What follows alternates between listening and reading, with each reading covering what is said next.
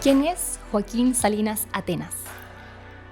Un joven de 20 años, activista, soñador de región, de Nancagua, en la sexta región, y soy coordinador de campañas de la Fundación Escazú ahora. Bienvenido, Joaquín, a Desde el Propósito. Queremos conocer tu historia y también cuál es tu propósito. Sabemos que tu interés por el medio ambiente y la protección del planeta nacen desde que eran muy pequeñitos, ¿cierto? Cuéntanos, ¿desde dónde nace este interés? ¿En qué momento? Si bien en distintas temáticas sociales participé desde pequeño porque estudié en un colegio católico, en el campo y también muy ligado a la ayuda social. Entonces siempre desde esos espacios podíamos generar instancias de participación de los jóvenes, los centros de alumnos como que organizaban espacios de ayuda solidaria. Pero no fue hasta el 2018, 2019 en que también empezó a surgir en el mundo de una forma mucho más visible de que los jóvenes estaban haciendo activismo ambiental. Después nos hicieron una charla, un amigo muy cercano, y me empezó a llamar la atención, empecé a investigar, a hacer trabajos, hice un ensayo sobre educación ambiental y empecé desde ese ámbito el activismo ambiental, desde promover la educación ambiental, desde que las personas, por sobre todo los jóvenes y adolescentes, las niñeces pudieran tener acceso a la información de la protección al medio ambiente. Y en esa misma línea, tú mencionas que hubo un momento en el año 2018 en el que pasan cosas en el mundo. ¿Quiénes fueron los que te inspiraron? Principalmente podría decir que la imagen de Greta Thunberg, al también ser nominada como una posible ganadora de un premio Nobel de la Paz, que se estuvo escuchando mucho en redes sociales y en los medios de comunicación, y que una persona joven de 16 años, que en ese entonces también yo tenía 16, 15, 16 años, generaba esa sensación de representatividad, por sobre todo a los jóvenes que estábamos muchas veces sin información, porque algo que podemos compartir nosotros que somos de región, tú un poco más, mucho más lejos, es que la información es muy centralizada y la información para que los jóvenes puedan participar es mucho más escasa en regiones. Entonces, ver a través de medios de comunicación como una joven de 15 años estaba revolucionando el mundo y estaba movilizando jóvenes era sin duda una fuente de inspiración. Buenísimo, Greta, una tremenda activista. ¿Y en qué momento te das cuenta de que tú, Joaquín, también eres activista? ¿En qué momento nace este liderazgo?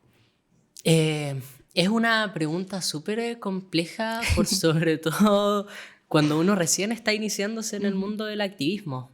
El reconocerse a uno mismo, a una misma persona como activista es súper complejo porque uno piensa, ¿seré realmente un activista? ¿Tendré las capacidades? ¿Cumpliré con este rol de ser activista, como cumplir con un patrón? ¿Seré lo suficientemente visible? ¿O los otros me verán como una activista? Entonces creo que esas preguntas siempre surgen en toda persona que se está reconociendo a sí misma como activista, pero yo al menos a una persona activista la reconozco como una persona que genera cambios. O sea, no necesariamente tienes que autodenominarte como activista para que el mundo te perciba así. Claro. Si generas cambios, si tienes ese ímpetu de poder generar un impacto en la sociedad, de poder incidir, ya sea hasta incluso dentro de nuestros espacios familiares, amigos, en general, lo consideraría como una persona, un líder social también. Que en realidad hay algo súper importante que el nombre con el que se reconoce a una persona no dice más allá que un nombre, son las acciones. Entonces como que un líder y un activista para mí son lo mismo y termina siendo las acciones las que van dando a conocer quién es la persona. Totalmente, agentes de cambio también, como nos gusta llamarle. Agentes de cambio. Sí, igual es interesante porque, claro, uno menciona que partes haciendo algunas charlas, quizás acciones pequeñas, pero en algún momento empiezas a tener logros importantes. Cuéntanos cuáles fueron esos logros y cómo te paraste tú enfrente a todo esto que te estaba pasando. Fue súper raro, sobre todo porque partí en el mundo de las organizaciones ambientales y en las organizaciones juveniles en 2020, cuando fui parte de Mil Acciones por un Cambio, donde tú estabas liderando ese proceso. Ahí te vimos chiquitito. Exacto, y ahí también gracias a ti conocí la palabra agentes de cambio, que también es algo muy significativo. Y cada vez se iban dando más oportunidades, y hay que ser, yo creo que algo muy importante, hay que ser muy activos, como dice la palabra, activistas, para estar buscando las oportunidades que se dan. Entonces, ahí tuve la oportunidad de ser también parte del Concausa Chile, representando también a un proyecto con el que habíamos postulado con unos amigos, y también participar de la segunda conferencia sobre cambio climático y políticas públicas en América Latina y el Caribe, que se hizo en el 2021, en septiembre de 2021, donde 25 jóvenes de Latinoamérica fuimos seleccionados y seleccionadas para representar a jóvenes en esta cumbre de países de Latinoamérica que estaban hablando sobre algo tan importante que era la crisis climática, y que nosotros teníamos que hacernos parte. Y otros espacios importantes fueron sin duda también el año pasado haber participado con el presidente de la República, sí, en el tercer Congreso Jóvenes Futuro, organizado por la Comisión de Jóvenes que está trabajando en el Senado, y estuvimos en el panel de Futuro Común junto a Belén Guede, una gran activista de la STEM. Bacana. Es muy, muy bacana. La vamos. Es sin duda inspiradora, y poder hablar en esa instancia con el presidente, no desde una altura de mira como es el presidente, sino como también como joven, cómo fue, exacto, de un igual, cómo fue su rol también como líder en los procesos de la educación chilena, junto a otras personas de la política. Pero sobre todo también estuvimos hablando del adultocentrismo y de las dificultades que significan para los jóvenes poder hacer activismo. Y ahí sobre eso mismo, porque claro, pasan todas estas cosas muy bonitas a tu alrededor y estas grandes oportunidades, pero ¿cuáles son esos espacios en el que también te enfrentas a la discriminación y a esos momentos que quizás son más incómodos? Es sin duda importante que cuando uno se adentra en estos mundos del activismo, del liderazgo, o en sí de las organizaciones ambientales, sobre todo cuando se es joven, es mucho más complejo. Sí. Si uno es de región y joven, aún más complejo. Y si eres disidente, también aún más complejo. Y si eres mujer, también mucho más complejo. Y las brechas son mucho más amplias. Y sin duda existen muchas problemáticas que se van dando cuando uno se está enfrentando a este mundo, y entre ellas el adultocentrismo, en donde muchas veces nos enfrentamos a comentarios como eres joven, tenemos que dejar estas conversaciones para los adultos, o no tienen la capacidad crítica o el pensamiento crítico para poder fundar un argumento, o simplemente los niños tienen que solamente jugar y dedicarse a los estudios porque eso es lo único que tienen, y que nuestros padres lo único que nos dejan son los estudios y no es nuestra única responsabilidad. Sí. Pero algo muy importante que aprendí es la educación entre pares, que hace que estos espacios puedan ser espacios de confianza y espacios seguros. Ahí justo en esa línea, el trabajo entre pares, porque sé que has estado súper involucrado en la lucha por Escazú, y cuéntanos qué significó para ti todo este proceso que se vivió con el gobierno, en el que ustedes lograron la ratificación del acuerdo aquí en Chile, y en qué están ahora, qué es el propósito de Escazú ahora Chile en estos momentos. Súper. Nosotros en 2020 se levantó la campaña liderada por Sebastián Benfeld, en donde muchos jóvenes apoyaron la campaña y hasta el día de hoy siguen participando, y cada vez más se hace propio de distintas organizaciones, de distintos jóvenes, y eso es lo mejor, el Acuerdo de Escazú. Sin duda falta llegar más a los territorios y que el Acuerdo de Escazú pueda ser implementado en todos los espacios. Y fue un logro no de nosotros solamente, sino que fue un logro de la ciudadanía.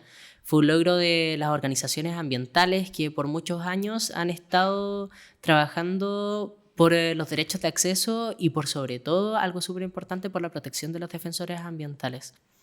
Y como Escazú significó para nosotros un hito importante que se ratificara, que se firmara en la primera semana de gobierno y que después se ratificara en el 31 de mayo para entrar en vigencia desde el 13, para ser un estado parte del 13 de junio y ya en septiembre entrar en vigencia. Pero ahora como fundación... Claro, fundación, oye, felicidades por eso también. Muchas gracias. Tremendo logro, de verdad. Que nos constituimos como fundación es sin duda un compromiso mucho mayor como organización en comprometernos con los derechos de acceso, en comprometernos con la protección de los defensores ambientales, y ahí es donde me quiero detener, que es nuestro principal objetivo. Lograr que el Estado tome medidas y cree mecanismos de protección y de prevención para que las personas que desarrollan labores de defensa ambiental puedan alzar su voz sin temor a ser amedrentadas, sin temor a ser amenazadas, que es algo que está sucediendo en Chile, que está sucediendo en Latinoamérica y que es lo que queremos ahora estar trabajando. Buenísimo, oye, felicidades a ti y también a todo el equipo de Escazú Ahora Chile. Y queremos saber también, porque escuché en la entrevista con el presidente, ¿se van a cambiar el nombre así como él les preguntó, les sugirió? El presidente en ese momento nos preguntó cómo nos íbamos a llamar, sí. Porque... Ahora. Exacto, Escazú Ahora. Y dijo, ahora que somos parte de Escazú. Y voy a repetir la misma respuesta que dije. Ser parte del Acuerdo de Escazú no es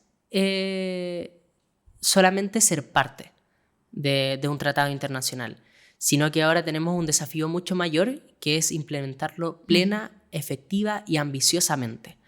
Y es un desafío por parte del Estado, del gobierno, y también de que la ciudadanía participe y se apropie del acuerdo, porque algo súper importante que he aprendido en mi carrera, y que fue una frase que me marcó mucho, fue que los derechos humanos son una conquista de las personas, son una conquista de la sociedad.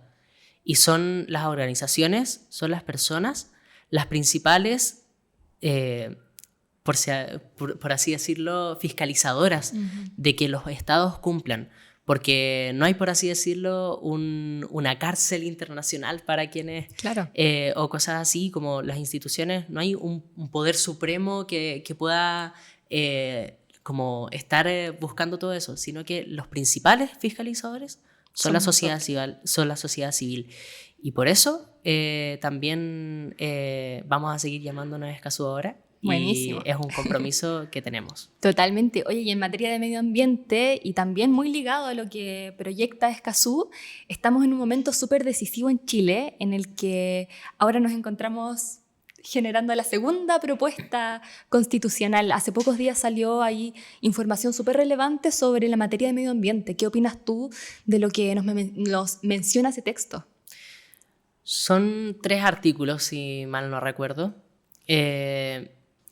Y fue una decepción a modo personal, y también en cómo lo vi en muchas personas del activismo ambiental, y también las reacciones que se vieron en redes sociales, porque sin duda, si bien se trata de una primera discusión, si bien se trata de un primer avance en el proceso de discusión de una constitución, estamos hablando de una comisión experta. Sí. Se supone que es experta.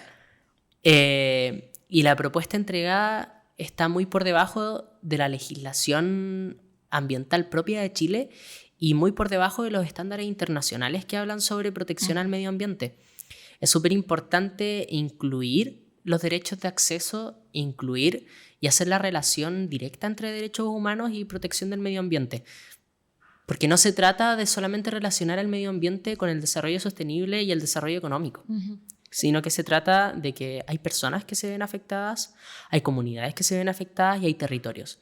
Y es muy importante que en este proceso que ahora vienen los procesos de enmiendas, que se abra la discusión a poder complementar mucho más ese articulado, a poder ampliarlo, a desarrollarlo de una forma mucho más amplia, que sí se tome en cuenta y que sea un proceso participativo para que las organizaciones y el proceso constitucional sea válido. Totalmente. Muchas gracias por ese análisis que nos brindas, Joaquín. Y ahora ya para ir cerrando, queremos saber cuál es tu sueño. Mi sueño está muy ligado con el compromiso que tenemos con Escazú.